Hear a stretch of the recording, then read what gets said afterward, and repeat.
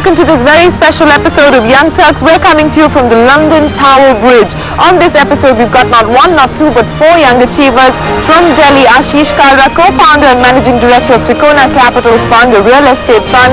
From Mumbai, Simran Ral, director of Good Earth, one of the pioneering brands in the luxury retail space. From Bangalore, Sandeep Sangvi, founder of Razor Sight, a technology company, and also photographer Sadia Kochar joins us from Delhi. Our first guest is Aashish Kalra, co-founder and managing director of Trikona Capital Fund. In fact, this show is coming to you from London, and Trinity Capital Fund, one of their real estate funds, is listed on the London Stock Exchange. Now, Aashish has offices in New York and, of course, in London. They've managed to raise $540 million to invest in the Indian real estate sector. Let's catch up with Aashish on Young Turks today.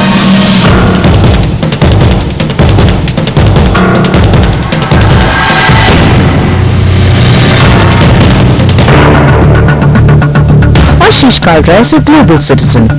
And why not? After all, he spent almost half his life abroad. A graduate in economics and an entrepreneur at heart, that pretty much sums up this 34-year-old. Aashish has always believed in creating something of value. And it is this passion that has seen him build IT companies and technology enterprises in the US and UK before returning to India to capitalize on the real estate boom. The result?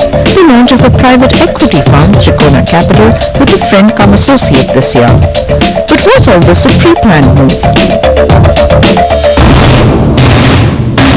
We looked at India around 2000. I had run a lot of private equity funds in the US, and we saw opportunity in technology going away. India was the land of opportunity. We felt India needed a new asset class. Advantage of being young. Got supported by some tremendous people. My partner, who had gone to school with me, Rakshit Chog, used to run the structured desk at Lehman. And we got together and we said, how do we provide investors with access to India's growth potential? And the reason we love real estate is it's a direct correlation to the GDP growth of India. Sure. But at the same time, there's no Tata of real estate. There was no major player in the sector. And we came with the view, why don't we institutionalize this? Well, institutionalizing has still not happened. We're still a long way from that. But when you came in about 2000, we've seen the FDI norms change in 2005. The sector was not, it wasn't really the buzzword. It is the buzzword now. So what were the initial couple of years like for you? We hadn't really worked in India, right? It had been 15 years we'd been out. We realized that everyone welcomed you with open arms. No matter who you wanted to meet. Everyone had a cup of tea with you. The next time they took you home for dinner, and it was like, beta, let's talk about business. And then we said, let's see if we can do a couple of deals. The moment we started doing that, we realized there was no transaction. So my partner Rakshit and I decided, we are not going to raise a single penny till we figure out how to put $1 billion of our own money to work. And that's when we went to work, and we realized how tough the challenge was going to be.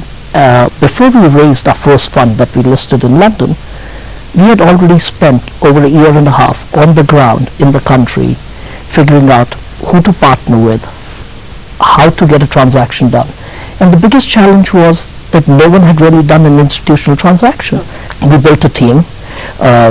Mr. Mahesh Gandhi, who used to run UTI's chief investment officer, brought in Jardine Fleming, anything first you can think of, the first mutual fund, the first $1 billion fund joined us as a director. We got Manish Gupta, who ran Omax, took it from a smaller company, still large, 100, 200 million to $2 billion.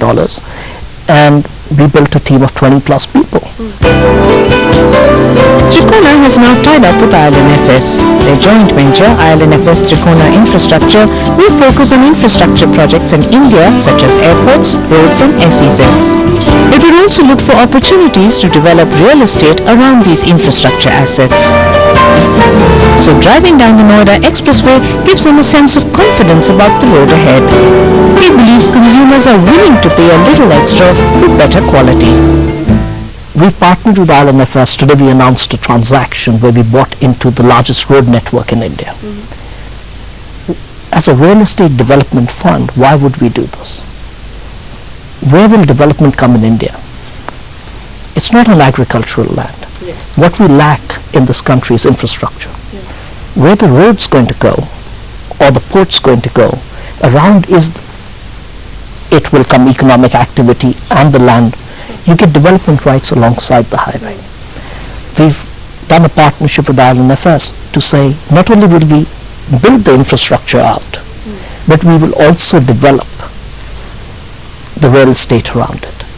We'll make our first investments. We've started now. We'll probably put a couple of $100 million out this year. And what would you be looking at? Because I understand it's going to be commercial stuff that you're looking at, but have you identified any particular areas? What are you looking at? We look at the whole gamut of growth. The two major areas are residential and commercial. Within commercial, it's hospitality and then office buildings. Budget Residential, hotels. we love budget hotels. Yeah. We actually have a partnership with Intercontinental Hotel Group to finance the hotels in India, and we're looking to do a lot of Holiday Inns, because we think Holiday Inn and Holiday Inn Express, as people's quality of life changes, they want a better quality as well, right? They move up.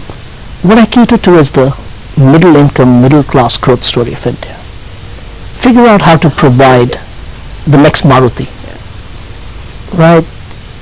We'll do the Rolls Royces, we'll do everything else. I mean, we're here to invest $2.5 billion of equity. That means we'll own 10 billion of assets, all the way from roads and ports and townships around it. But we believe the future really is mixed-use development. While a decent handicap in golf may help this young Turk unwind, his real calling is in turning his dreams to brick-and-mortar reality. Flamboyant, risk-taker, and a man with a vision, Aashish Kalra is on a high and loving it. Tricona was an idea, right? I think it was a good idea. It became a great idea because it was at the right time. Now it's taking shape, and that to me is my strength. I know how to do this, and I've done it many times over. Yeah. Keeping myself interested is the challenge. So what Tricona will become,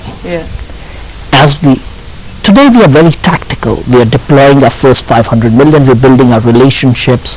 There's a dozen partnerships on the ground we have, including ILNFS.